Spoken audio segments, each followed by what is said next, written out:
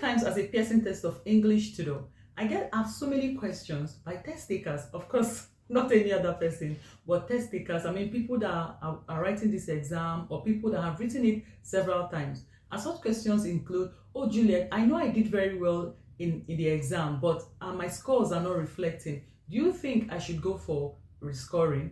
Other ones will be like, I made a mistake in my writing template. That's why I did not pass my writing. Well, welcome to my YouTube channel. My name is Juliet. I'm a Pearson test of English tutor, in case you're new here. I just want to say thank you to all my returning subscribers for always plugging into this channel to watch me do my thing. And welcome new subscriber.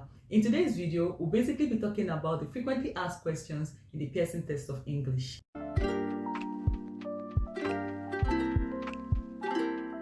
English test can be very daunting. Yeah, many people have written this exam so many times. While some people are very lucky, they write it once or they write it twice and they get that score they need. But for some people that have not really been lucky, they keep writing it over and over again until they get that score that they need. So I'm going to be asking some of the questions that have been on their mind or on your mind as my viewer today. And I hope you're going to pick up one or two things from this video that's going to help you as you prepare for your Pearson test of English, or that's going to clear the air or whatever questions it is that you've had in your mind prior to this time.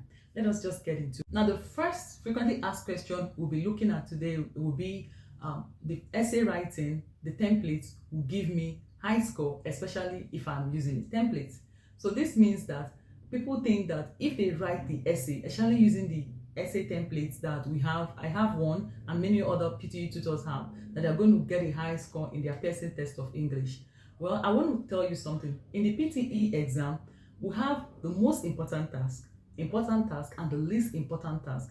Of course, you're supposed to attempt all the questions, but there are some questions that are most important, and I want you to know that the essay writing is not among those most important tasks. So even if you memorize the templates from today till tomorrow until you know everything word for word, you're still not going to get a high score even in the PTE essay, in the PTE writing. So I want you to change your orientation today that the PTE essay is not the most important task and it's not going to make you get a high score in your PTE exam. Okay, PTE essay will only give you 15 marks in your entire exam. If you have 15 marks. If you have 30 marks. And mostly, you and I know that Pearson test of English gives you mostly one essay in the exam. So this task will not give you a high score in your Pearson test of English. The second one is, oh Julia, should I speak too fast or should I speak naturally as said in the Pearson test of English score guide? I want you to know something. If you speak too fast, let's say the blue blank force ran over the fence and jumped over the other side of town. If you read that way, you're not going to get a good score because it's going to affect your pronunciation. And you know that frequency and pronunciation are the criteria that will give you high marks in your PTE speaking. So you're just going to read not too fast or not too slow. You know, sometimes when we say not too fast or not too slow, what do we actually mean? We mean you're just going to read just slightly above your normal way of reading, but not naturally. Not something like the blue brown force jumped over the fence. If you read that way, it's going to affect your fluency score. So you're just going to read in a way that it will not be too fast, it will not be too slow. Have you ever listened to people that cast news? Do you like the way they cast that news? They're not speaking too slow, neither are they speaking too fast. So you need to read within that range. And once you do that, you're going to get a high score. Now, don't speak naturally. What I mean is this: the blue brown force jumped over the fence. Maybe like you're reading to children or you're reading to yourself. Once you read that way, you're not going to get a high score. So reading too fast or reading naturally won't give you a high score. But reading in such a way that it's not too fast or not too slow is what will give you high score in your Pearson test of English speaking. Can I go for a rescoring? Now, this is the third one we'll be looking at. People always ask me that question. I mean, recently, a student of mine asked me the same question. I know that in the IELTS, people go for rescoring. And yeah, in good faith, they actually have increase in their scores, or sometimes their score remained the same. But for the PTE, I haven't even heard anyone that went for rescoring and got a high score. In fact, I'm going to read to you what is on their website. So this would also advise you if you want to go spend that money and go for rescoring. It says, PTE Academic is a computer score test. It is therefore unlikely that your overall scores will change. Did you hear that word, unlikely?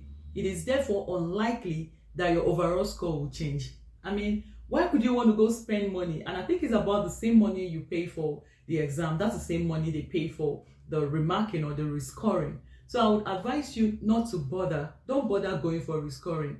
Another thing they even say here is in the unlikely event that your score changes, your fee will be refunded.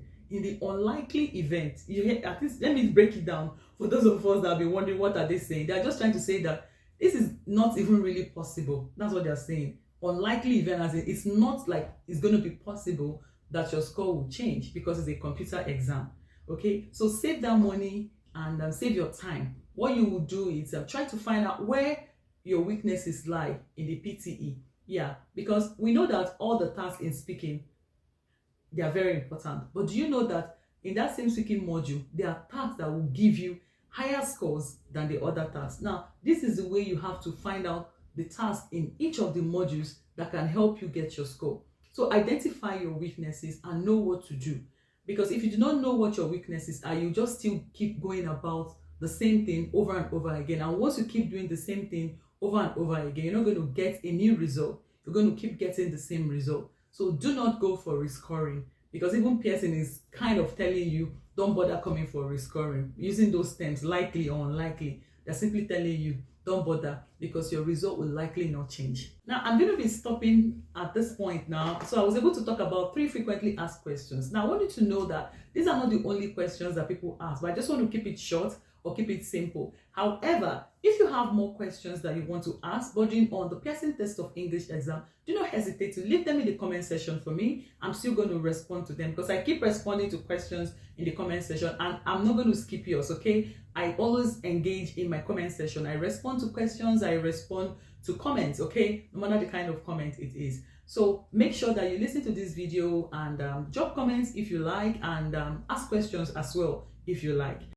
If you haven't followed me yet on Instagram, please, what are you waiting for? Find me on Instagram and hit the follow button at English_prep class, and on Facebook at English Prep Class. I've got valuable content that will be of help to you, especially if you're writing this exam. If you haven't subscribed to my YouTube channel, please, and you've watched up to this point, please guys, please hit the subscribe button and turn on your bell notification, because at least make sure I keep you engaged in my content or here in my channel.